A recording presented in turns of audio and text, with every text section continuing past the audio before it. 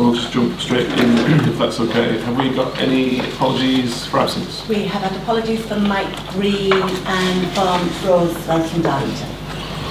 Good. We'll see you guys. Declarations of interest for anything on the agenda? I suspect all the leaders will write in line for the approval of the AEP. So I think there are some allocations, so there'll be a non-pecuniary interest declared by all leaders. Sorry, if people are happy to record that, I'm not telling you to record it, it's up to you, but let's suggest that. Minutes from the last meeting, any corrections or errors? No. People have to approve the minutes? I don't think there are any matters arising. No. Okay. No update from me, unless anybody has any questions or comments for me before we move on. And I was also proposing, we have Jodie who's joining on Teams, just for expediency's sake, if cabinet members are okay, I wanted to just move on to item 6 and 7 and come back to 5, just for officer availability, if that's okay. Yeah? All right, hopefully you can hear us, Jodie. We're just going to jump straight into item 6, Jodie, the governance review. Can you hear us? Yes, I can hear you. So I think. Sorry, 1 second. Sorry, I was going to say sorry. 1 second. I just wanted to check that you could hear us. So Jeanette, and then to Jodie. Sorry, Jodie. Thank you. So this report sets out an update on progress with the review of governance for Tees Valley Combined Authority, and recommends the creation of an investment committee. And I'll hand over to Jodie to provide more detail. He's been leading on this review, and as a result of the report today, there is also a recommendation commending the report to government. Thank you. Thanks, Jeanette. Jodie? Good morning, Cabinet. Good to see you. The purpose of this report is to provide you with details of ongoing review of governance arrangements and present recommendations resulting from the current phase of that review. You'll all be aware of obviously the ongoing review. You approved the timetable in the past, and of course the review was put in place in response to the best value notice. It's a significant process, the review of governance. It's designed to deliver tailored governance improvements at the combined authority that are both deliverable and capable of driving positive change. I refer to paragraph 9 in the report, which I think is sort of a key one, which sort of sets out sort of obviously the purpose of the review, asking those key questions about whether we have appropriate and embedded governance foundations and fundamentals, which I think is really, really key. So the review has been broken up into phases in order to ensure that detailed engagement on each element can be undertaken with Cabinet members, avoiding that all-at-once approach that risks potentially drowning Cabinet members in detail. Now, this phased approach enables Cabinet hopefully to feel that they can better own the process as they're aware of each element that's being developed and they're fully involved in obviously the development process. This latest chapter in the review of governance relates to an examination of investment decision-making arrangements, as well as some governance considerations around development of a spatial development strategy and a strategic-based partnership with Homes England. As well as examining best practice approaches elsewhere, this chapter review has involved one-to-one conversations with all Cabinet members and some Cabinet workshops to collectively discuss matters regarding this element of the review. I think it's fair to say it's accepted from that process that it's early days regarding spatial development strategies, and Cabinet were keen to ensure that they had appropriate oversight of this future key strategy moving forward. This is therefore will be politically driven by the Cabinet remit and does not require any additional governance at this stage, hence no recommendations in the report. The same applies to a strategic-based partnership with Homes England, with that key element being picked up in more detail as part of that strategic-based partnership process that will be coming in the future. The report recommends the establishment of an investment committee, setting out its roles and responsibilities at paragraph 19, and sets out the intended governance benefits that it can bring. Such arrangements are a real key component of delivering proportionate scales of assurance to investment decision making that were previously highlighted as an area for improvement within the Tees Valley Combined Authority. Would like just to add as well, before presenting the report, establishment of the proposed arrangements alongside the single assurance framework item, which is to be discussed next, in my view, mark a really significant step forward for Tees Valley Combined Authority responding to the best value notice. Also, endorsement of the timetable within the report for the continued review of governance arrangements, I think demonstrates continued commitment to deliver the necessary governance enhancements that will deliver those wider benefits over a longer term for the organisation. So now I present the report to you, and I'm happy to answer any questions. Thank you, Jody. That was very helpful. Any questions or comments from members? People are happy to note and then agree the recommendation and approval of the investment committee? Yep. Thank you, everyone. Thank you, Jody. We'll move swiftly on then to item 7, if that's okay, the single assurance framework update. Thank you. So the single assurance framework report recommends that Cabinet approves this significant milestone and enables us to submit this to government for review and sign-off. And I'll now hand over to Jody again to set up more detail for you all. Thank you. Thank you. Mayor, if I may, the report is as tabled.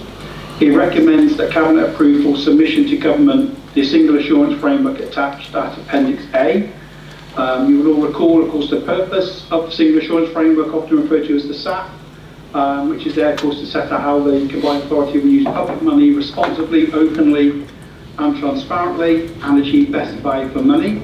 It has a number of key phases, 3 phases. Those are detailed in the Cabinet report as well as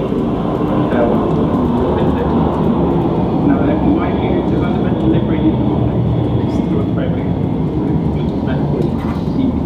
Sorry, Jody. Just plane's going over or automatically cutting you out. Can you just go back like 45 seconds? No problem. So I was just saying that I think the development, delivery, and the implementation of the SAF is absolutely fundamental to the combined authorities governance improvement journey. SAFs are recognised best practice and they're accepted as a central foundation in the governance arrangements of combined authorities. I think it's fair to say as well that this particular work, significant work and engagement has gone into getting to this point. There is details in the report, but I think it is worth mentioning. There's been one-to-one conversations with Cabinet members, there have been workshops, there have been meetings with MOs, of constituent authorities, with chief executives, as well as wide engagement with the National Combined Authority Governance Network as well, in getting to this point. And Cabinet previously approved back in December the design principles for this document. The report also sets out the intended benefits of having a SAF and why the combined authority needs one, as well as simplifying process, clarifying and simplifying roles and responsibilities, seeking to push and drive up standards of investment proposal development and consideration. I think it's important to consider that the SAF also puts the combined authority on a footing of English Devolution Accountability Framework compliance, and it begins to ready this process if the combined authority so wishes to look to become an established mayoral strategic authority in the future.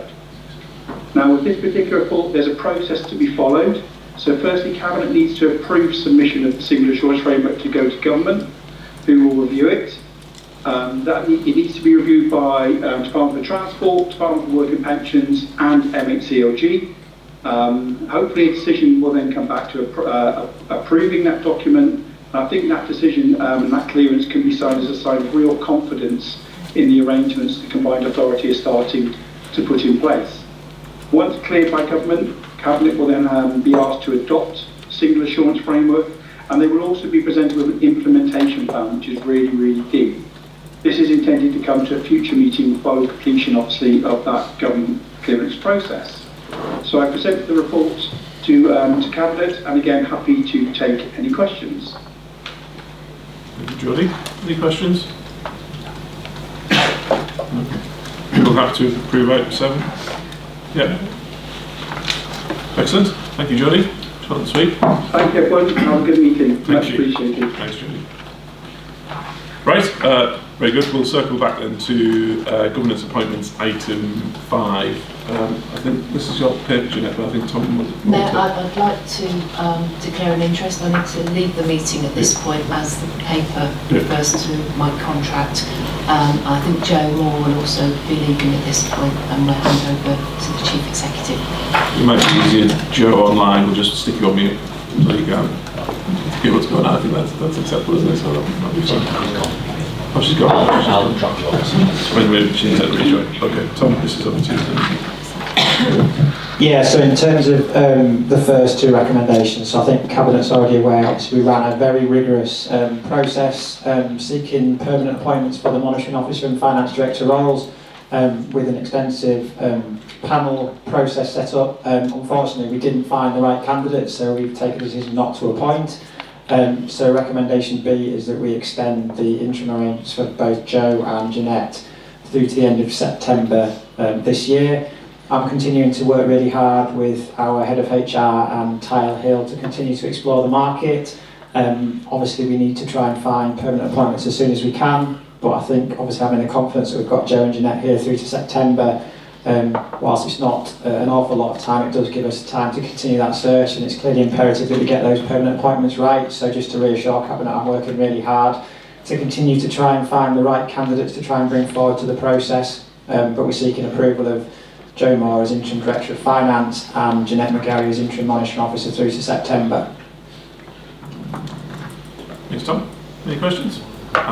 It's not really a question, it's more just, I think, just to put on record support really for that approach. I think when you're appointing, it's really easy to almost panic and to think we have to appoint somebody, regardless of what the market's saying. And I think it is really, really important that we get the right people. So if that means that we have to take longer and we have to, keep running the process, then I think that is the right way to progress, because where we are now as a combined authority, we need the right skills and we need the right people. So I guess it's really just a vote of support really, and just put that on record.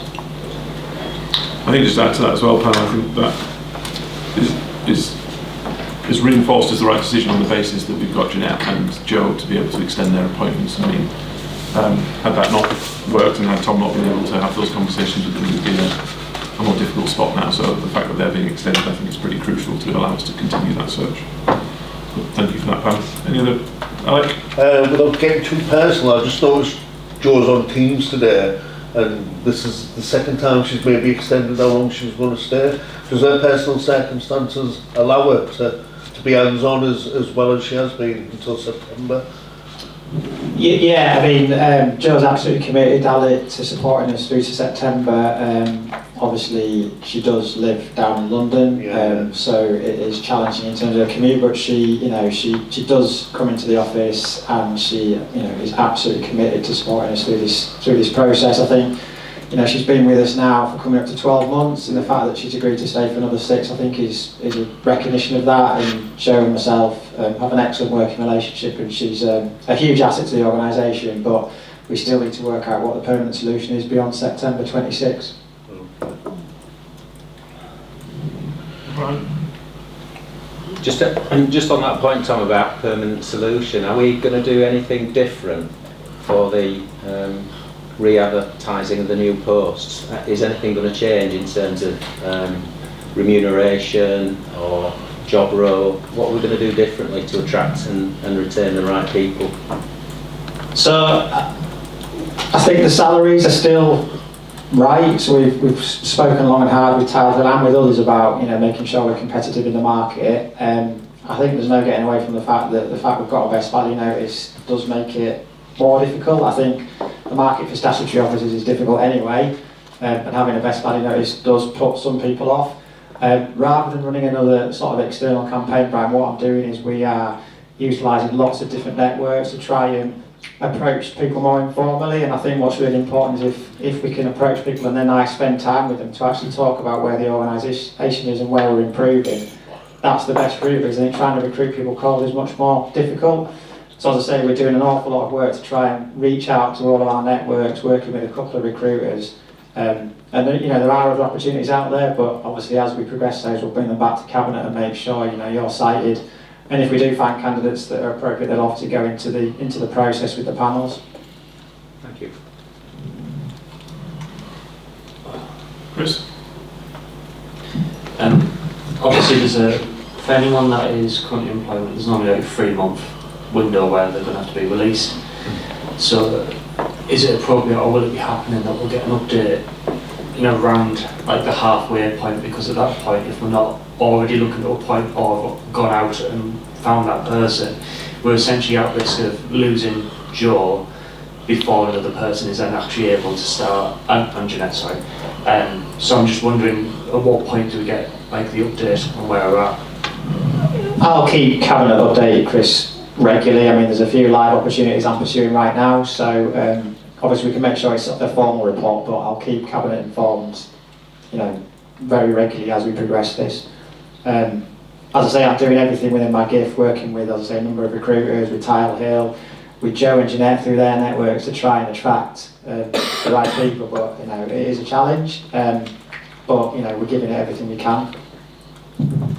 I think it'd be helpful to keep Cabinet members up to date on a very regular basis, which I'm sure you will, Tom, but I suppose as well, because there's a natural, formal process update, which will be the June Cabinet meeting, so we'd like to, I suppose, be at a place there, ideally, is to, there'll have to be a paper or a decision of some kind, won't there, that we are in a recruitment process again, where we've identified some candidates, or if we haven't at that stage, then some recommendations to how that's dealt with. Yeah, and whilst we're seeking approval through to September, it's not as though Joe and Jeanette definitively said they will walk out of the organisation in September, but I just felt like approving through to September gives that window now for us to continue the search and obviously keep Cabinet informed, and if we needed to amend that, we'd obviously bring it back to Cabinet. Thank you. Any other questions? Are people happy to approve the items in item 5? What do they need to go? Yeah, well, I mean, they're in the papers. Nobody wants to ask any questions. Have anybody got any questions on anything else in the paper? I don't think they do. You happy to approve? Yep. Yep. Excellent. We'll approve the recommendations in item 5, and then we'll move back forward. Got one ourselves, folks at item 8, so that's for you. So. Thank you. So this paper provides an update to Cabinet on the local growth plan, which will come back for full adoption in June. It provides an update on the investment pipeline work that supports that, and it also provides an update on the local growth fund, which has been allocated to Tees Valley in the budget, and asks Cabinet to approve prioritisation of the local growth fund to support business growth. So I'll take the paper as read, but happy to answer any questions. Is that all right? Yeah, it's not on the screen.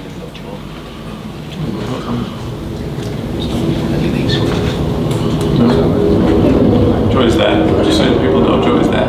Can't hear. It's not on the screen. Joy, it's not one of your items, Joe.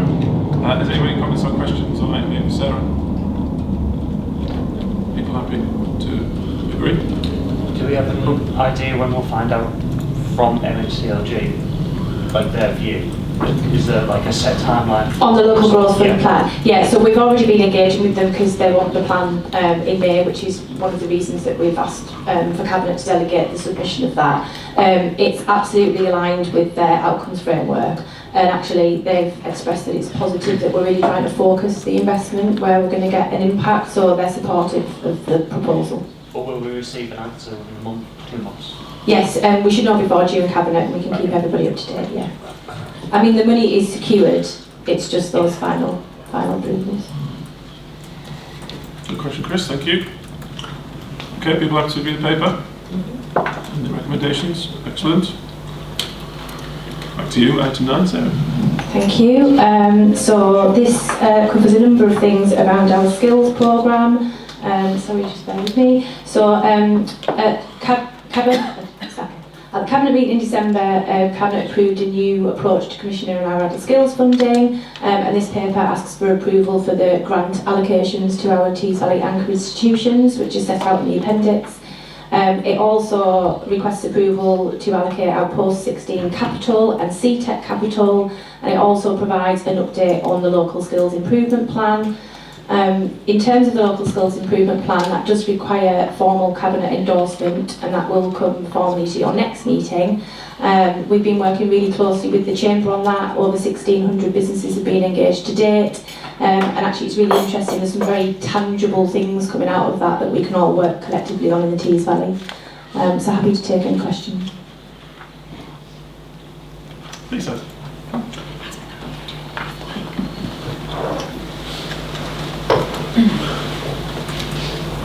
Thanks, yeah. I'd just like to place on record my thanks to Sarah, to Steph and to Jackie for the work that's been put into this. We engage with lots of partners, lots of providers, representatives from all local authorities, and we had 5 workshops that I chaired, and we went through this in detail, and there was a collective agreement at the end of it.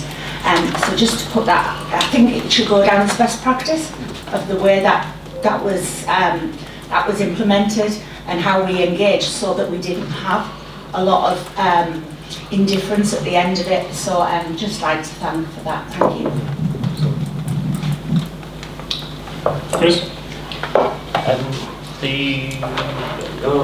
The population data, now this is something that we're quite worried about because our rising numbers of younger people feels quite exponential. Is it possible that we can sort of keep that as quite a regular review, because some of the areas, notice Darlington has a fairly minor increase, but we've got an increase here of like predicted 500, which I think is probably low when we get to the reality of where it will be as we get closer. But I think that's probably just a metric to keep in mind when we do allocate funding, because if there is growing populations of those young cohorts, we need to make sure that we address that. Can I come back on that? I think as well, Zoe expressed that to me from Middlesbrough College, so it has been discussed, and I'm sure Sarah will keep a close eye on that. I'm quite keen to almost have just kind of a one-page KPI update on the things that we really need to keep an eye on around skills. That's something that's being developed currently, so we'll definitely make sure that's included.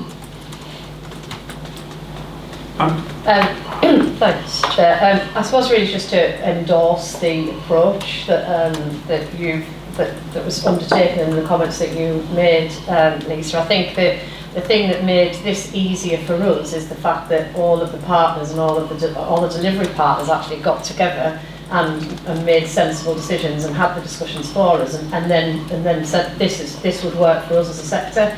And I think that then made our role a lot easier, because they're working collaboratively and in partnership and sensibly. So I suppose just to endorse what you've said, and to say that approach in terms of the delivery partners working it out amongst themselves is one that we should think about for other projects and other pots of money and other developments. Any others?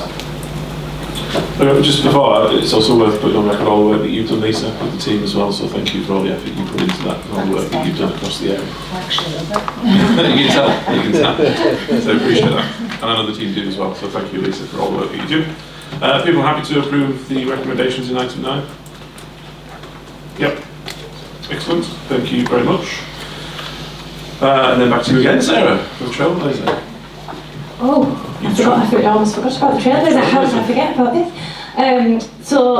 Sorry, just let me scroll forward. So this is requesting approval for us to extend the Trailblazer into year 2. When this funding originally came through as a pilot, it was for 1 year only. We have done a full kind of review, working closely with the local authorities on what's worked well, what hasn't, and what we need to change. And we really did consider whether the delivery model that we started in year 1 was the right one to continue. So there's some minor improvements set out in the paper, but it's just asking Cabinet to approve the 5 million for year 2, approve the continuation, and delegate some authority in terms of any future potential extensions.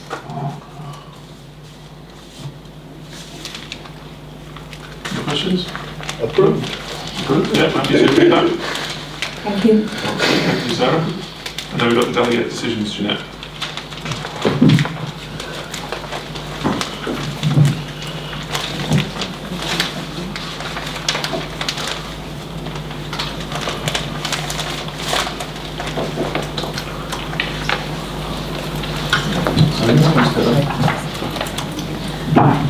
Thank you. So, recommendation here is that for Cabinet to note the delegated decisions that were made since the last Cabinet meeting on the 20th of March. Thank you. Any comments or queries on the delegated decisions? People happy to note those? Yeah, okay. Well, I think that's it. The only final bit before we close the meeting I wanted to say is firstly, welcome to Matt Wilton, new Chief Executive of Hartlepool. Fairly mundane and straightforward first combined authority meeting, Matt. They're always like this. Don't worry. Dead straightforward, you know. Dead easy. But with the greatest respect, Matt, probably more importantly, it's Denise's final meeting as well. So obviously Denise has been in Hartlepool for a long time, and Chief Exec now for the last 5-6 years. And I think this is actually your very last meeting on the very last day. So I just want to put on record all of my personal thanks to working with you, Denise, over not just your time as Chief Exec, but before then. You've always been a great help to me at the Combined Authority and the work that you've done in Hartlepool. I know how passionate you are about that work. So you will be missed, but hopefully you'll be able to enjoy what comes next and get some time off and get into the sun. So thank you for everything that you do, and I'm sure others would join me in that. So thank you, Denise. Thank you.